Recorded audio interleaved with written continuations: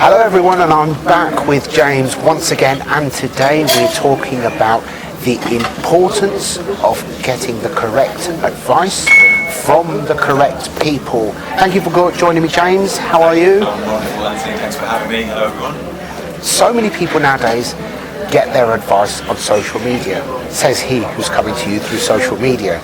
But what I'm saying to you now is opinion. I can give you advice within my own industry, which is property. I can give opinion on matters financial and so on, but I can't, shouldn't, and actually am not allowed to give you advice on financial matters or say legal matters. So with anything financial, which is at the forefront of people's minds at the moment, the way things are with mortgage rates, then I cannot impress how important it is to get the correct advice from the right people. What are your thoughts on this, James? Yeah, I couldn't agree more. I think people should have a look at who they can reach out to and have an open and frank conversation with about where they're at, and also share their worries and fears about whether it might be mortgage related but not finance related. A good consultant, someone worth their salt, should be incredibly transparent and should want to build a relationship in a way that is foundational trust. That way you're going to be working with someone who and have a great friendship with them throughout the course of your lifetime. It's so important that an advisor teaches and educates and gives information to empower consumers' decisions rather than telling them what to do. So what are the actual requirements and criteria and qualifications to be a registered financial advisor? Sure. Well, if you're talking specifically down the mortgage route, a mortgage broker must be CMAP qualified, so they must study and take their level 3 CMAP qualifications. That's an FCA recognised qualification. There are others who see the CMAP's one that I carry, and that gives you the legal right, if you will, to give advice on those matters. So it's important. So when you find something who is, there are people out there who aren't, or you find something who is because you know you're getting the right advice and the current advice as well. So what's the difference between a mortgage or financial advisor and an introducer? So an introducer will be somebody who isn't qualified, who may be in a different arena or perhaps retired, who will be working in conjunction with the financial advisor and use their networks and connections to introduce, literally pass their name on to somebody who is qualified. And for that they might have an arrangement with the broker to take a small fee. Nothing wrong with that. Good introducers are fantastic because they will be connecting people who they know have a definite need with somebody who is fantastic at what they do in their chosen field, whether it be an advisor or what have you.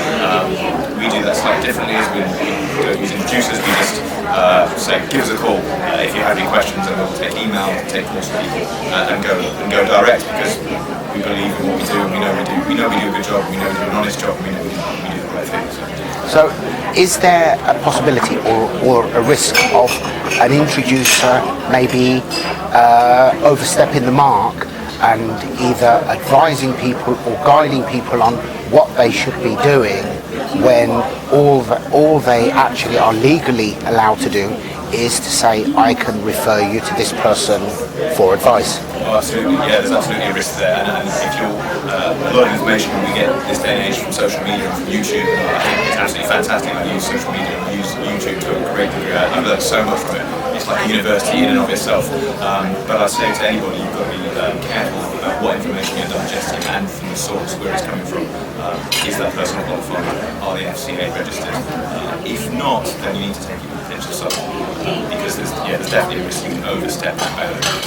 If you're making financial decisions, it's imperative, from my point of view, that you speak to somebody who is qualified, because you're making your decisions with, let's face it, your biggest financial decisions you can make with regards to property and mortgage. with a sure footing, knowing that you're a firm legal foundation. So in the financial services side of things, there's the regulated side, which applies to most people, residential mortgages, that sort of thing. But there is also a large market for unregulated lending. Now, at first glance, people might think, what's unregulated lending? Is that loan sharking?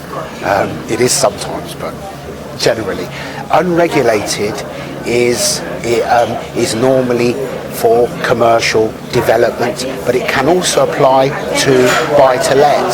So that could that be another avenue where people who are not really qualified to advise people correctly, people who are thinking of buying their first buy-to-let or actually looking at development finance for a property they've seen at auction, could that be another risk factor for people not being given the correct advice because it's not regulated? Yeah, hugely. That's a massive grey area. And again, I would say always do your research, listen to people who you trust and who you think are worth their salt in terms of the information they give.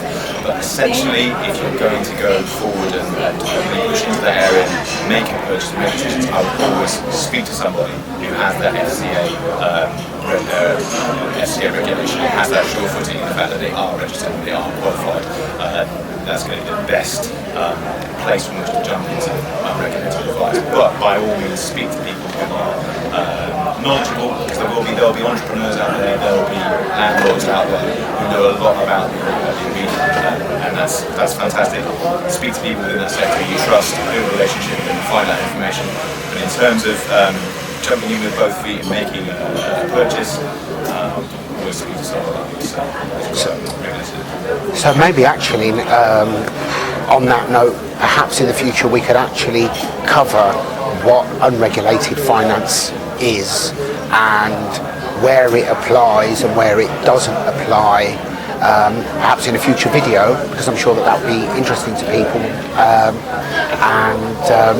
In the meantime, as always, if you would like any advice on any matters financial, you can contact James directly on the email that I will put above, below, wherever it happens to appear.